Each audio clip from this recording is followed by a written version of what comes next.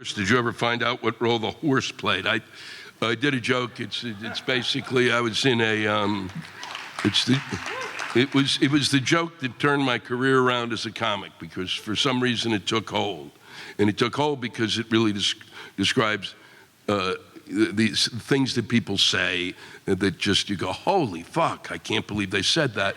And it took place at the International House of Pancakes, and the person behind me said, the woman said, if it weren't for my horse, I wouldn't have spent that year in college. I didn't find out what happened to the horse, nor did I care about the fucking horse. And I was also sitting with a woman that was the woman that I told you about earlier here, and you'll have to wait till I come to your town to hear the other part of the story. But that was the woman who I dated for a year, and she was berating me, and I was listening to that, and then I heard this, if it weren't for my horse behind me, and I said, and I literally, when I heard that, I said, we're getting the fuck out of here. And I used that as an excuse, and we went to a place called Mel's, and we're in Los Angeles, and we sat down there, and then, and I never put this into the joke because it was superfluous and went somewhere else, but it's just, it really would kind of cap the evening. But didn't work as well on stage in a sense. I didn't know where to put it because we sat down. Now there are two guys sitting at essentially the diner part of Mel's. We're sitting in a booth. And it's like swingers. I don't know if you've ever seen that movie. They're in they had, these little ties that they're wearing, and they're both sitting there. And one of them seems to be the leader, the other one the follower. And he says, the leader says to the follower, he says, "No, it's not immoral." And the other guy goes, "Well, yeah, it is. We shouldn't do that. Oh, it's not immoral."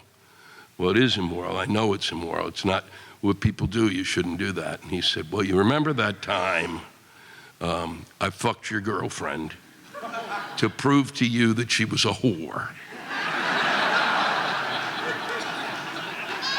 It's like that.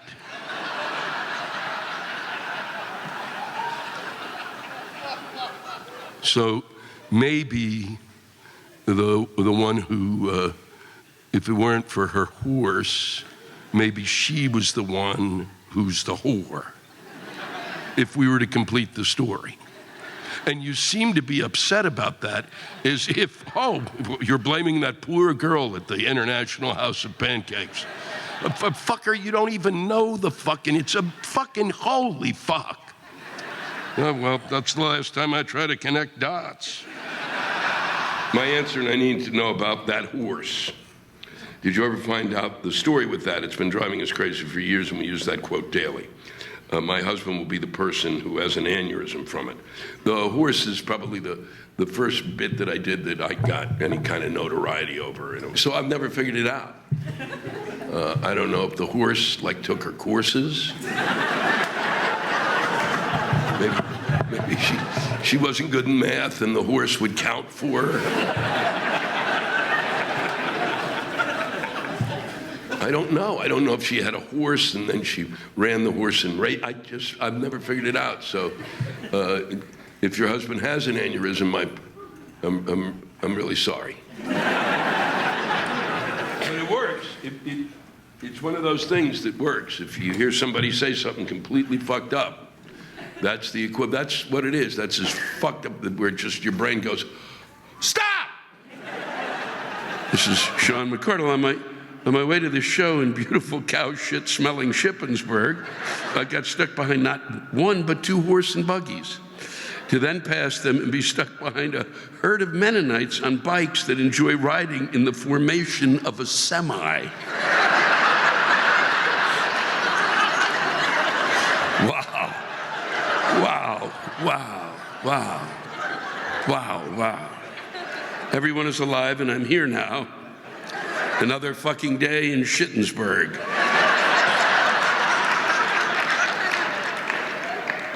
We are on a college campus, and one of the things I can get from the fact of these first few things that I've read is that if you're here as a student, you should probably get a lot of studying done. and look at it as a good time. You go, fuck, God damn it, organic chemistry, son of a bitch. At least I don't have to go to the meat raffle. This is from Johnny's Citation. We got this last week. This is when I first knew the tip of the iceberg that was Shippensburg. I live and work in Shippensburg. My work is at an automobile dealership with a busy entrance onto the main road. We are continuously driving new, pre-owned, and customer vehicles out onto this busy road. We are also blessed with a significant amount of buggy traffic from our local Amish community. They're not just in Lancaster County. The buggies are pulled by horses, and the horses seem to do their business right at our entrance. And all along the busy road that we use for our test drives, dog owners usually pick up their messes. However, these buggy owners never pick up their messes. And messy they are. Just imagine that shiny new car driving through a huge pile of horse doo-doo and having it in your tire tread and thrown into the wheel well and on the rocker panels. Life in the country, so wholesome. Thought you'd want to know. This is from Brooke Schultz, and the parking here is horse shit. Horse shit. Well, in Shippensburg, you should know, it's Amish country, and it actually, you don't park in horse shit, you drive through horse shit. So they're not happy. That's literally, there's nowhere to park. And now they are going to build parking spaces here, and as a result of that, people are screaming about that too. It doesn't matter what they do. They will never be happy here.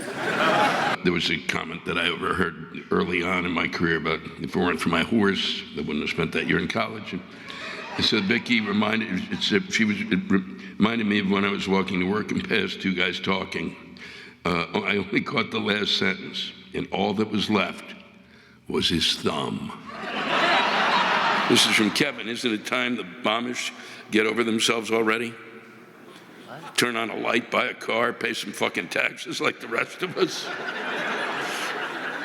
I like that. Fuck them. They're sympathetic to the Amish. I mean, it's a stupid fucking thing, but it's actually, I think, what I like was, isn't it time the Amish get over themselves? Like of the last haughty people on earth, those bastards. Yeah, they just shove it in our faces all the time. It's crazy. They do. In their buggies and their fucking horses. Right. They run their horses in the goddamn Kentucky Derby and then they take them back. This is Deb D'Amato. I'm reading this obviously because I bought tickets for the West Palm show months and months ago, but the flight prices to get there were so outrageous, I just couldn't swing it. I'm sorry, Deb. I hope the people in row Q enjoyed the show. But that's not my complaint today. I've been a massage therapist for 33 years now, and as it's now more widely accepted, people no longer think I'm a prostitute. And more people are seeing therapists on a regular basis. There is something they should know. As we are trained to be compassionate and kind, most therapists won't say such a thing out loud, but I must have missed that day in class. If you're not wearing your socks, your feet, they stink! Stink, I tell you. Your feet, yes, yours. The holes in your plastic shoes don't let the odiferous molecules escape into the atmosphere or aerate the sweaty pores in your feet as you think they do. I also work with horses who fart at me and crap next to where I stand. But it's a brief annoyance, as barns are generally well ventilated. And I have the opportunity to step away from the horse for a few moments. Where do you think the stink of your feet goes in my small enclosed room, and where do you think I go to avoid it? I'm sorry, I tell you, I just don't like working with feet. Really, they are quite hideous. No one has nice feet, but sometimes it's because you're not wearing socks. So please, if you're getting a massage, give your feet a good washing and wear socks the day you're coming in. Why the hell do people that I meet think just because I have a horse, I will let them ride it? If you have a sports car, would you let every loser you meet drive the sports car? Also, what makes you think I want to waste an hour of my day saddling up my horse and teaching you how to ride? Go on a fucking pony ride and leave me the fuck alone. A pair of Mongolian women tried to smuggle a hefty supply of horse meat and horse genitals from their home country into the U.S., officials said on Thursday. Who the fuck is taking in horse? Who the fuck is eating horse nuts? Seriously. They had 13 pounds of horse genitals and 3 liters of yak milk. It makes you pine for candy corn.